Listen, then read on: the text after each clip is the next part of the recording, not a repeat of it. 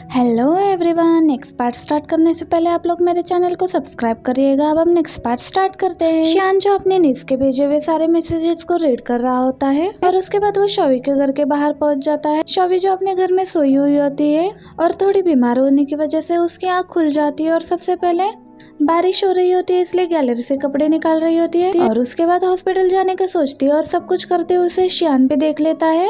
और शौवी जो अपने घर से बाहर निकलती है और जा रही होती है तो शियान उसे पीछे से आवाज देता है। तो शौवी भी मुड़कर देखती है पर बीमार होने की वजह से उसे कुछ भी ठीक से नजर नहीं आ रहा होता है, इसलिए उसे लगता है कि शियान नहीं आया होगा, इसलिए वो चुपके से जा रही होती है। शियान फिर से पीछे से आवाज देता है, जिसके बाद शौवी भी फिर से पीछे मुड़कर देखती है तो शियान भी अम्ब्रेला लेकर खड़ा होता है, जिसे देखकर शौवी देखती ही रह जाती है। शियान उसे पूछता है कि तुम कहाँ पर जा रही हो? वो कहती है कि मैं हॉस्पिटल जा रही हूँ क्योंकि मैं बीमार हूँ। ये सुनकर शियान उसे कार में बैठने के लिए बोलता है और वो भी कार में बैठ तो जाती है। उसके साथ जा तो रही होती है हॉस्पिटल की तरफ, पर उसकी कुछ भी पूछने की हिम्मत नहीं होती। उसके पास अब कोई भी चांस नहीं है, ये सोचकर वो रोने लगती है। उसे रोता देखकर शियान भी उसे टिश्यू दे देता है अपने आंसू पोंछ लो करके। पर इसके बाद तो शौवी तो और भी ज्यादा रोने लगती है। अब शौवी जो हॉस्पिटल पहुंच जाती है उसका वहाँ ब्लड टेस्ट होना होता है, जिसके लिए ब्लड लेना होता है। शौवी को बहुत ज्यादा डर लग रहा होता है। नर्स ये भी कहती है कि मुझे तो सिर्फ फीवर है, क्या इसके लिए ब्लड लेना जरूरी है? वो कहती है कि आपको क्या लगता है? उसके बाद जब ब्लड लेनी होती है तो शियान भी शौवी की आंखों के सामने हाथ रख देता है ताकि ये शौवी ये सब ना देखे और उसे डर ना लगे। जैसे ब्लड लिया जाता है शियान वहाँ से चला जाता है और ये भी वहाँ से चली जाती है। दोनों टेस्ट का वेट करने के लिए बैठ जाते हैं तो शियान उसे पूछने लगता है कि तुम तब क्यों रो रही थी? वो कहती है कि मैं रो रही थी इस वजह से रो रही थी। इससे पहले खुद से बात करने लगती है,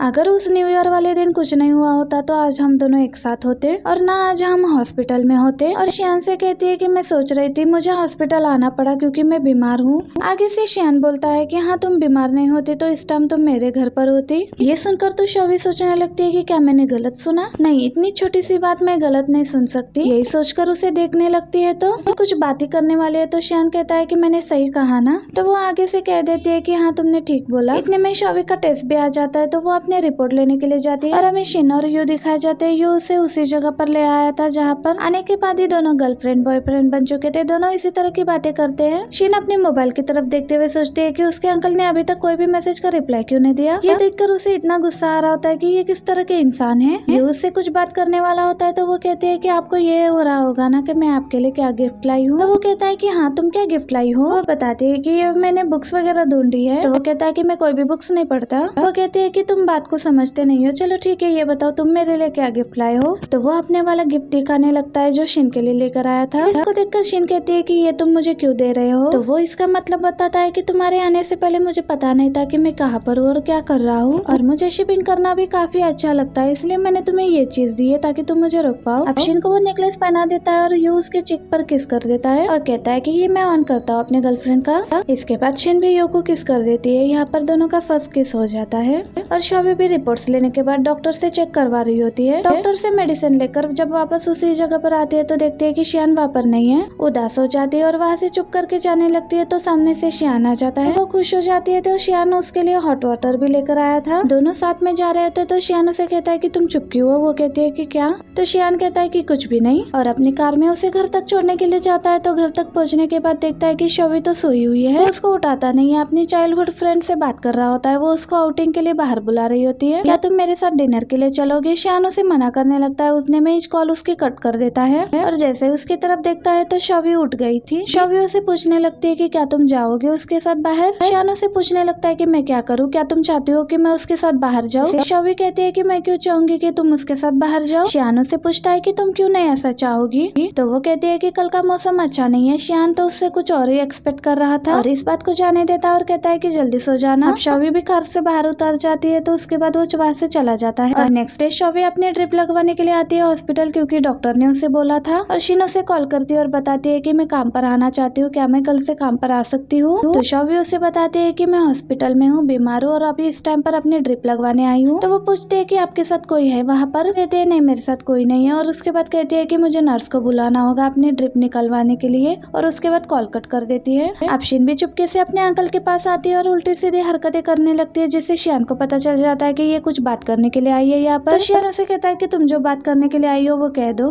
तो वो भी एक सांस में सारी बातें बता देती है कि शॉवी इस टाइम बहुत बीमार है और हॉस्पिटल में है और उसके पास कोई भी नहीं है, उसकी तबीयत बहुत ही ज्यादा खराब है। सुनकर शियान उतना कुछ रिएक्ट नहीं करता और चुपचाप से वहाँ से चला जाता है। काम है बोलकर अब शिन जो करना चाहती थी उसने तो वो कर दिया। अपने अंकल को भेजना चाहती थी शॉवी के लिए और ये काम करके वो बहुत ही ज्यादा खुश होती है। शियान शॉवी के पास तो आता है पर उसे सोते हुए देखकर चुप करके उसके पास ही बैठ जाता है। शॉवी की जैसे ही आँख खुलती है उसे देखकर कहती है कि तुमने मुझे उठाया क्यों नहीं। मैं नर्स आकर ड्रिप भी उसकी उतार रही होती है। शियान उसे कहने लगता है कि तुम तो हॉस्पिटल में भी अकेले आ गई और यहाँ पर आने के बाद सो भी गई। शॉवी उसे पूछने लगती है कि क्या तुम बाहर नहीं गए, क्या तुम मेरी वजह से यहाँ पर रुक गए। शियान कहता है कि तुम सबसे मुसीबत हो ना मेरे सर पर, तो मैं कहाँ पर जा सकता हूँ। सामने बैठी लड़की उन पर कमेंट पास करती है कि हॉस्पिटल में कोई इस तरह बात करता है, बल्कि प्यार से बात करनी चाहिए। ये बात तो दोनों ही सुन लेते पर शॉवी की आंखों से आंसू आने लगते हैं शियान की इस बातों से। शियान कहता है कि क्या आप तुम्हें यहीं पर रहना है, चलो चले। शॉवी भी उसका कोट वापस देने लगती है और सोचती है कि प्लीज मत लेना क्योंकि मुझे अभी भी सर्दी लग रही है। और वो अपना कोट पहन लेता है और शॉवी से कहता है कि क्या तुम्हें अभी भी यहीं पर रहना है। तो वो कहने लगती है कि मैं चल नहीं पाऊंगी, क्या तुम मुझे उठा कर ले जाओगे। शियान कहता है कि तुम्हारी एक्टिंग फिर से स्टार्ट हो गई। शॉवी कहती है कि मैं एक्टिंग नहीं कर रही हूँ और जब उठने की कोशिश कर रही हो तो उसे सच में उठा नहीं जा रहा होता है। ये देखकर शियान उसे उठा कर ले जा रहा होता है।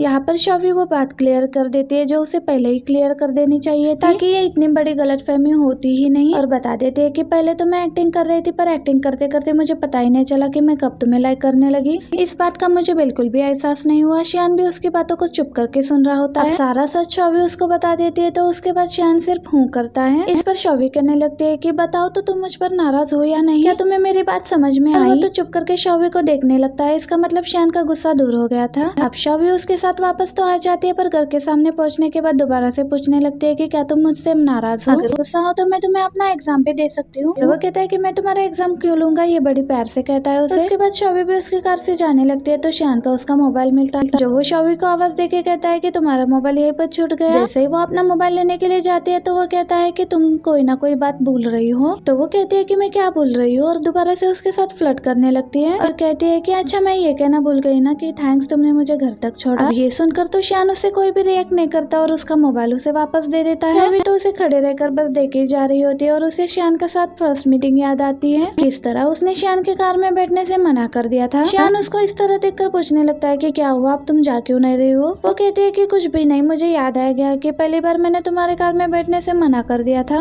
और मुझे ऐसे लगा कि मैंने पूरी दुनिया को मना कर दिया हूँ, तो मैंने बहुत बड़ा चांस खो दिया था। तो शियान उसे कहता है कि तुम्हें किसने कहा कि वो हमारी पहली मीटिंग थी। तो शॉवी कहती है कि क्या तुमने मुझे पहले कॉलेज में भी देखा हुआ है, क्योंकि तभी तो मैं यहाँ इस सिटी में आई थी। ये सारी बातें करने लगती है तो शियान विंडो ऊपर करने लगता है पर शॉवी उसे रोकते हुए पूछते है कि मुझे बताओ तो तुमने मुझे पहली बार कहाँ पर देखा था। मुझे ये बात समझ में नहीं आई पर शियान उसे कुछ भी नहीं कहता और वहाँ से चला जाता है। घर में आने के बाद सोचने लगती है कि कहीं उसने भूलने वाली बात ये तो नहीं बोली थी कि मैंने उसका कॉन्टेक्ट नंबर डिलीट कर दिया है। इसके बाद उसकी शियान की नींद से भी बात हो रही होती है और उससे शियान का नंबर भी पूछती है, मुझे शियान के वीचैट भेजना। तो वो पूछती है कि क्या आपके पास नहीं है। तो वो कह देती है कि गलती से हार्ट स्लिप हो गया था जिसकी वजह से कॉन्टेक्ट नंबर डिलीट हो गया है। ये सुनकर शिन कहने लगती है कि मैं कोई 3 साल की बच्ची नहीं हूँ जो मुझे ये बात समझ में ना आए, लेकर उनके वीचैट को भी भेज देती है। ये देखने के बाद शॉवी भी उसको जल्दी से ऐड करके वीचैट में उसे मैसेज भी कर देती है और शियान भी उसे आगे से रिप्लाई भी देता है और फिर दोनों में बातें चलती है। इतनी लंबी बातें चलती है कि शॉवी को तो टाइम का पता ही नहीं चलता। उसके बाद उसे गुस्सा आ रहा होता है कि ये इंटरनेट वाला टाइम कितना मुश्किल है और टाइम का पता भी नहीं लगता। और शियान से कहने लगती है कि अब तुमने मुझे कुछ भी भेजा तो कल तुम्हें न्यूज में देखने को मिलेगा कि इतनी प्यारी लड़की बिल्डिंग से खुद कर मर गई।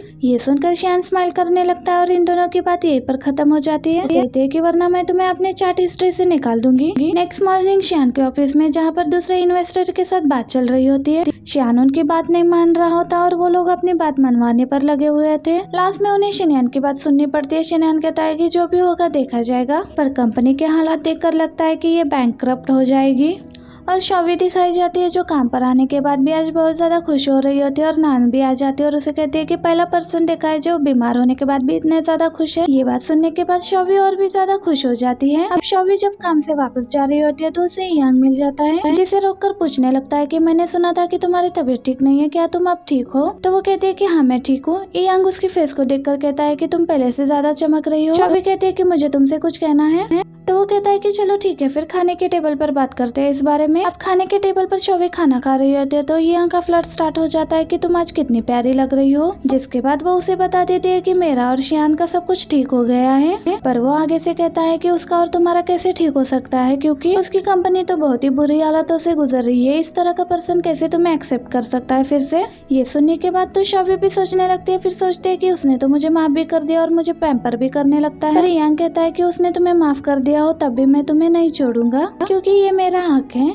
और तुम्हारे दिल में मेरे लिए फीलिंग्स आती है तो ठीक है, वरना कोई बात नहीं। और प्यार में मैं प्यार से जीतना चाहता हूँ। शोवे कहती है कि शियान मेरे साथ जैसा भी हो, पर मेरा दिल उससे प्यार करना कभी बंद नहीं करेगा और ना ही मेरा उसके लिए प्यार होगा और ना ही तुम और मैं कभी एक हो सकते हैं। और हमें शोवे का एक्स बॉयफ्रेंड जॉल दिखाई देता है, जिसे उसकी गर्लफ्रेंड का कॉल आता है और बताती है कि तुम्हारा कल शियान की कंपनी में इंटरव्यू है, तुम अच्छे से प्रिपेयर होकर आना। ये सुनकर वो बहुत ही ज्यादा खुश हो जाता है। और हमें ग्वानजिन दिखाया जाता है जो अपने डैड के साथ होता है और अपने डैड के साथ बातें वगैरह कर रहा होता है। और उसके डैड से उसे पता लगता है कि जो उसकी होने वाली न्यू मॉम है वो ज्यादा सोशल नहीं होना चाहती, ना ही इतनी जल्दी इस फैमिली में आना चाहती है। ये सुनकर ग्वानजिन कहता है कि क्या मैं उनसे बात कर सकता हूँ। उसके डैड कहते हैं कि चलो ठीक है, मैं उसे पूछकर बताऊंगा। इतने में उसे एडिटर की कॉल आ जाती है जो उन्हें जल्दी से अपने पास बुलाती है, क्योंकि उनके घुटनों पर चोट लगी थी नहाते वक्त बाथरूम में गिरकर। और अंकल भी काफी अच्छे से उनका ख्याल रखते हैं। और उसके बाद ये भी बता देता है कि ग्वानजिन तुमसे मिलना चाहते हैं। तो कहती है कि ठीक है, मैं इसके बारे में सोचूंगी। और हमें शियान दिखाया जाता है जो अपनी कंपनी में आ रहा होता है। वो जाओ को भी अपनी कंपनी में आते हुए देख लेता है और यहीं पर हमारा ये पार्ट भी एंड हो जाता है।